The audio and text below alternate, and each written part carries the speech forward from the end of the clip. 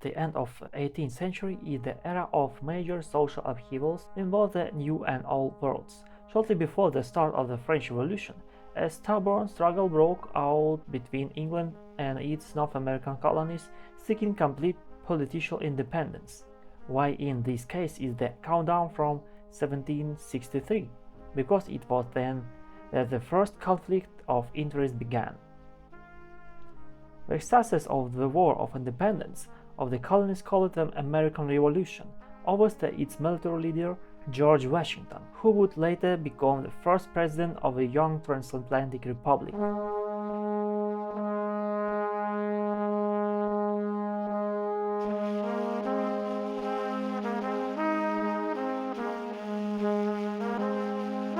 Hi everyone, this is Floragenet, and today we will be talking about general hero of War of Independence and first president of USA, George Washington. George Washington came from a family of English aristocracy. His ancestors from 12th century were fifth knights of the Bishop of Durham, famous for their campaign against wild Scots.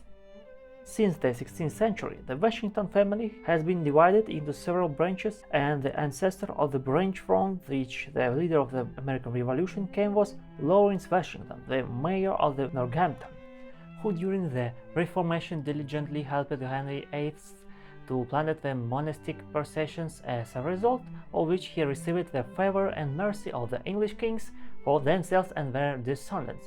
But things were not always calm. During the English Revolution, Cromwell began to persecute all adherents of the English crown, one of which was Washington. And in 1657 they were forced to move to North America, to Virginia. There they purchased an estate on Bridge Creek, a tributary of the Potomac in Westmoreland County. Here on February 22, 1732, George was born, who glorified the Washington name and made it immortal. George Washington spent his childhood and youth in Strafford County. He studied at the school of the parish sexton Galway, where he learned to read, count, and write.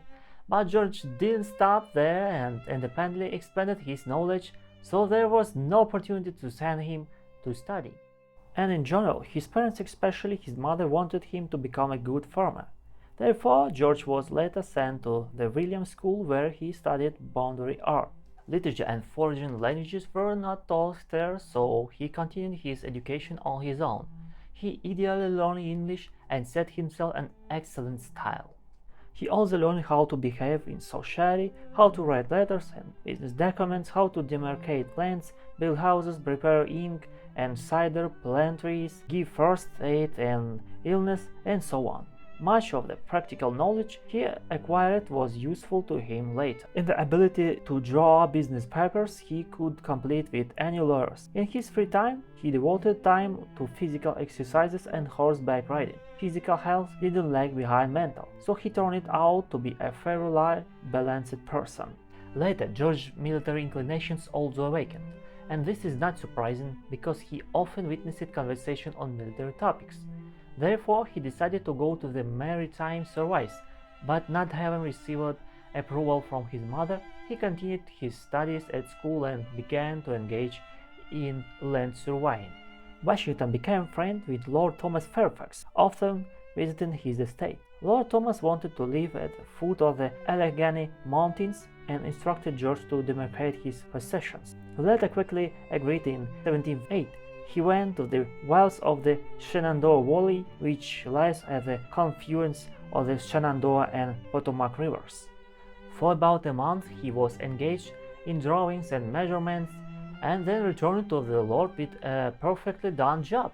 Shortly thereafter, Washington was appointed public surveyor of Fairfax County and served in that capacity for over 3 years. Before the age of 20, Washington was well prepared to take on the responsible public cause. Such a case soon presented itself and propelled Washington into the arena of history.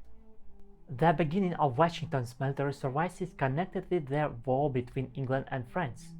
Young George Washington was promoted to major and had to train and prepare soldiers to military operations, but soon he was forced to interrupt his service in order to take his brother to the island of Barbados for treatment. There, George contracted smallpox, from which he recovered fairly quickly. As a reminder of this illness, scars were left on his face. The treatment didn't help his brother, so they decided to return home, where he died. In 1753, George Washington continued his military activities, going to inspect the military fortresses of the French. He continued to collect information about the French army and train new recruits. Only after collecting and training 3 detachments, he was able to go on a military campaign and take up defensive positions. However, when he learned that the French had captured the fortress on Agayo, he decided to strike them, thus ended the dominance of the French in the Agayo region. This skirmish was the signal for the 7 Years' War. For 3 years, Washington was commander-in-chief of Virginia troops. After the capture of the fortress of Duquesne, Washington retires in 1758 and in 1759 married Miss Custis. It's for nothing that during the war with the French, Washington did not accomplish brilliant feats but earned respect and glory through the work and organization of the army. This experience will come in handy again and again in the future. Even before the capture of Duquesne, Washington put forward his candidacy for the legislature, where he was elected by a majority of votes as a representative of Frederick County. After the wedding, the desire for a wandering life disappeared from Washington, and they settled in Mount Vernon. Only while performing military and political life, he was drawn to the countryside and agriculture. He left his refuge only when it was required by public duty. In the village, he always got up very early before sunrise, and all day he was engaged in the affairs of the estate. In the evening, he put documents in order and read to the children. These were the children of his wife from another marriage. He had no children of his own. Washington was a slave owner and did not sympathize with the establishment of slavery. He had from 100 to 130 subordinates. Did all he did well, only twice punished for strong offense. He never acquired slave on at a time, only a family, so as not to separate them. Washington was also very fond of hunting. Fortunately, the abundance of game near this estate allowed him this luxury. Fishing was also one of his passions. Washington was distinguished by a deep religious feelings and tolerance, and was a member of a church government in 2 parishes, Fairfax and Truro. When one of them was destroyed, George suggested a new location for it that would be convenient for everyone, and he insisted on his offer.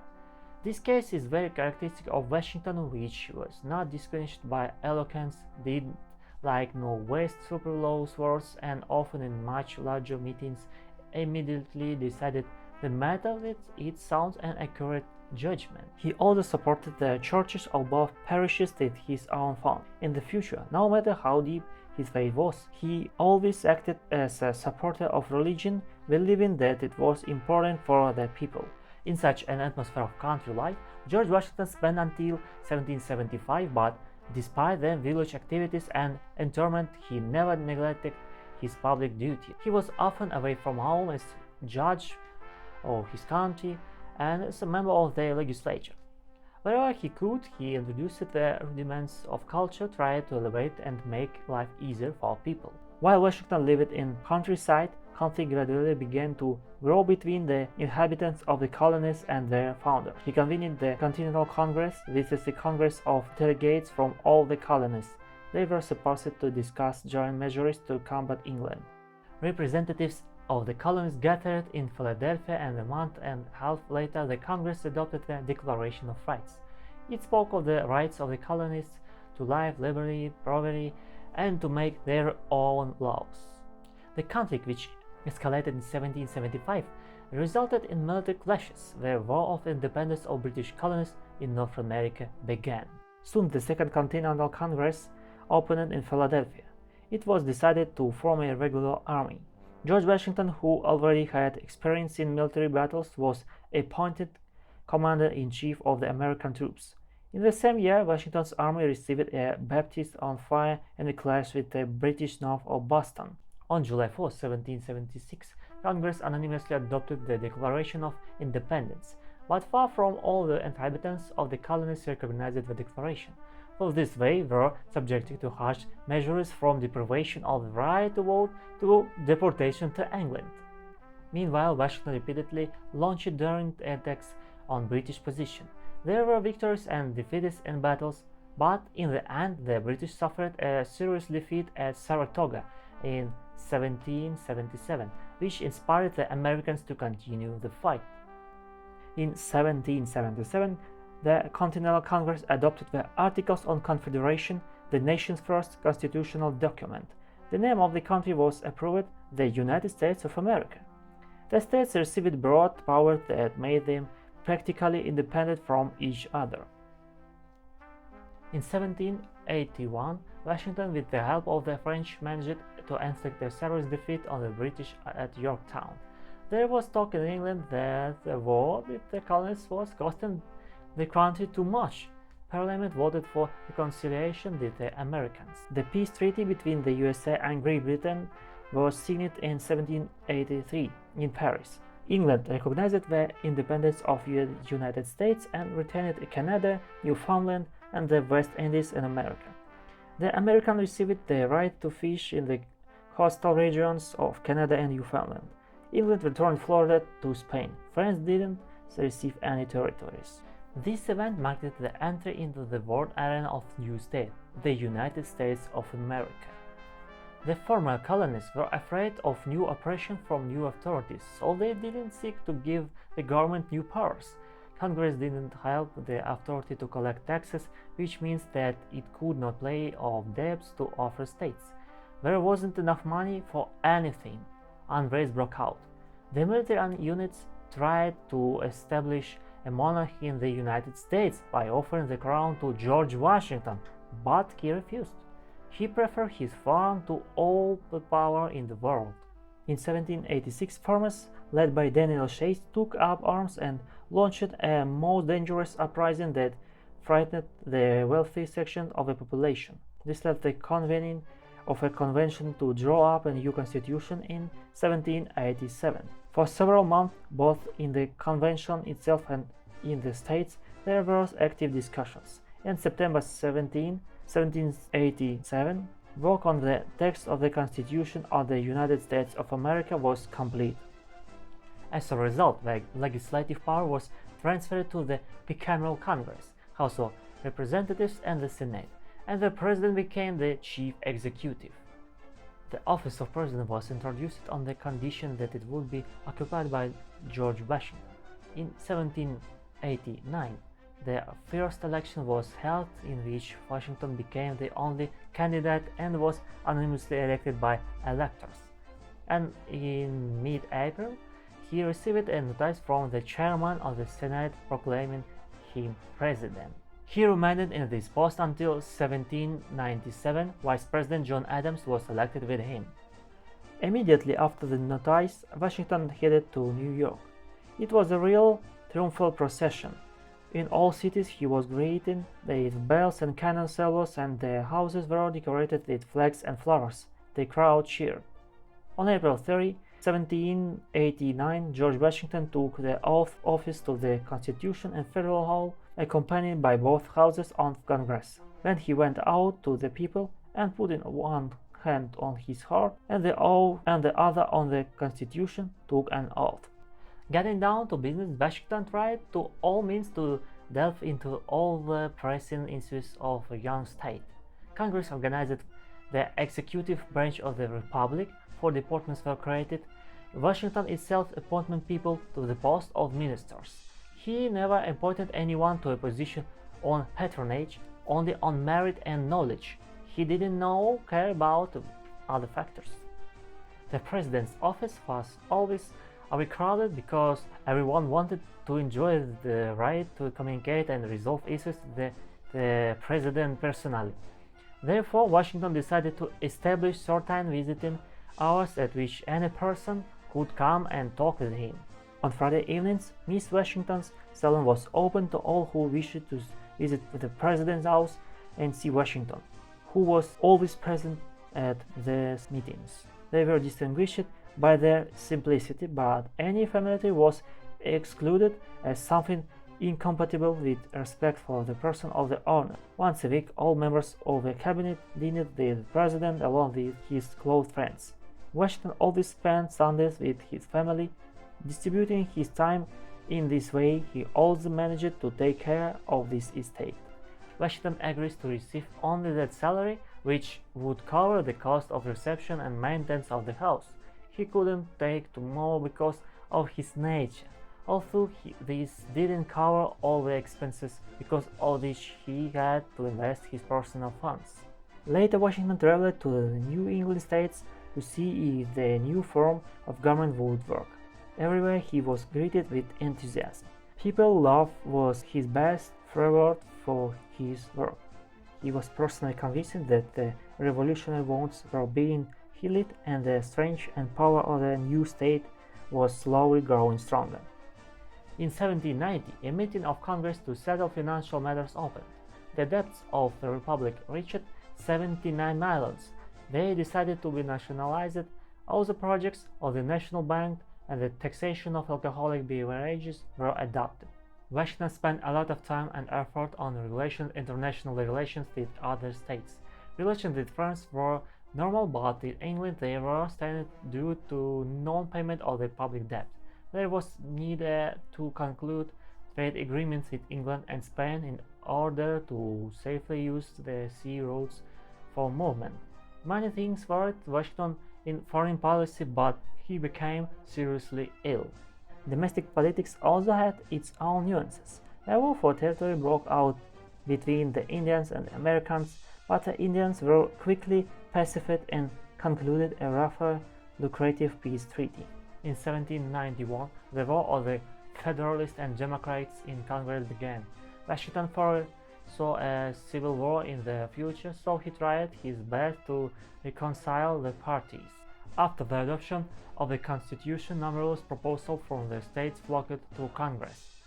On their basis, in 1789, 10 amendments were prepared. In 1791, they came into force and became an integral part of the U.S. Constitution, called the Bill of Rights. The second term of the presidency was very difficult for Washington, especially because of the relationship with France, which at the moment was undergoing a revolution. This event was received with particular enthusiasm in the United States, and political parties were divided into camps. The Federalists sympathized with what was happening, and the Democrats rejoiced because the result of all this should be freedom for slavery. Washington itself was imbued with a revolutionary spirit and food for equality. However, the ardent cruelty of the French revolutionaries oppressed him. March 1793 was marked by the fact that France declared war on Holland and England. The Americans demanded help from a former ally and even gathered voluntary detachments, the purpose of which was to harm England in any possible way. A month later, Washington gathered members of his cabinet to discuss further action and American position and relations to the states and conflicts. It was agreed that the U.S. would remain neutral in all things. On April 22, a proclamation was issued prohibiting citizens from engaging in hostile acts in consent with the duty of a friendly nation. Since the days of Washington neutrality has formed the basis of U.S. foreign policy, and under the name of the Monroe Doctrine has been preserved to this day. The current generation calls George Washington a wise politician, a genius of his kind. However, many of his contemporaries would not agree with this. After the release of the proclamation, the country split into two camps. The Federalists supported the president's decision, but the Democrats staged a real persecution, accusing Washington of treachery toward France and addiction to England. This pissed off the president, but failed to break these principles. Some of their accusations were true, but only part. Washington was really interested in some kind of alliance with England. He was interested in the development of trade relations with the British, as he considered it beneficial for the development of the economy and culture of his estate. In parallel with these events, French ambassador Genet arrived in the United States, who began to incite the Americans to take up arms in defense of the French, and he even managed to incite them to compose voluntary military detachments and equip ships. The Americans even managed to capture and plunder several English ships, to which England quickly reacted and demanded compensation from America. America recognized the correctness of England, paid an indemnity, and sent Genet back to his homeland. Relations between England and the United States deteriorated more and more every day. In the end, relations became so aggravated and heated up. It seemed that war could not be avoided. December 1793, a Congress was convened at which Washington proposed to strengthen the defense of the country and protect the rights of its citizens.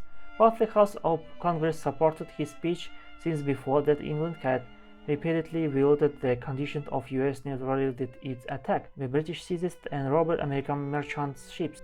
In response to this, England, in order to avoid a military clash, offered to discuss peace between states and sign a trade agreement, which Washington had once dreamed of. That same hour, Washington sent an ambassador to London to resolve the conflict. March 1795, Washington received the terms of the trade deal. It didn't meet the president's expectations, but it still guaranteed big gains. Therefore, Washington immediately convened the Senate to ratify the treaty. After some amendments, the contract was signed. Relations with other states after the signing of a trade agreement with England also began to improve. The United States gained access to Mississippi by signing an agreement with Spain. Thanks to all this, the Republic could hope for peaceful cultural development. Washington, in fact, the entire board was between two fires. He lobbied for peace and tried to be fair to all nations, but he was always ready for war. The presidency of George Washington was coming to an end. He went to Mount Vernon and addressed the people with a farewell address, in which he summarized the results of his activities for all the years of work as a public figure and president, and also outlining his political system. Citizens saw Washington off the presidency with great regret. They will miss him. February 1797, election of a new president. Washington attended the Adams swearing-in as an ordinary spectator, and when it ended, one of the first left. The people immediately followed him and escorted him to his home, after which they showed all the gratitude they could. And this struck George so much that he could not say a word, only his gestures to show his gratitude for such a response to his activities. He spent the rest of his days at Mount Vernon, where he formed and was only occasionally distracted by social life. After the end of his presidency, relations between the United States and France began to heat up. The French seized the ships of the Americans, and the protests of citizens on this matter remained unheeded. And all this took such a turn that the United States began to prepare for war, and they chose the elderly Washington as commander-in-chief. He agreed to this on the condition that he would be in command from Mount Vernon until his personal presence was needed. He was guided by his conviction that timely preparation for war would be the best means of maintaining peace, and he was not mistaken. Thanks to these tactics and correspondence, the directly did Bonaparte agree to a peace deal. On the night of December 15, 1799, George Washington died of an acute inflammation of larynx. As soon as Congress learned of Washington's death, it immediately ceased its work, and the next day the meeting opened with its words, "Our Washington no longer exists." He was called a hero, patriot, and sage, father of the fatherland. George Washington was a multifaceted personality. He laid the foundation of the U.S. statehood, strengthened the army to keep the peace. He was a splendid president, but he loved the solitude of his Mount Vernon, did not like to talk much, but said a great deal through his books. All this makes him the most beloved president of America and the ideal to which many modern politicals aspire. It seems to me that we began to forget the real heroes and came up with huge numbers of fictional ones. However, all the same, the cause of Washington is alive and will alive. Thanks for watching this video. If you don't want to miss new videos, you can subscribe. Also, if you want to support the channel financially, you can buy NFT, link in description. Thank you.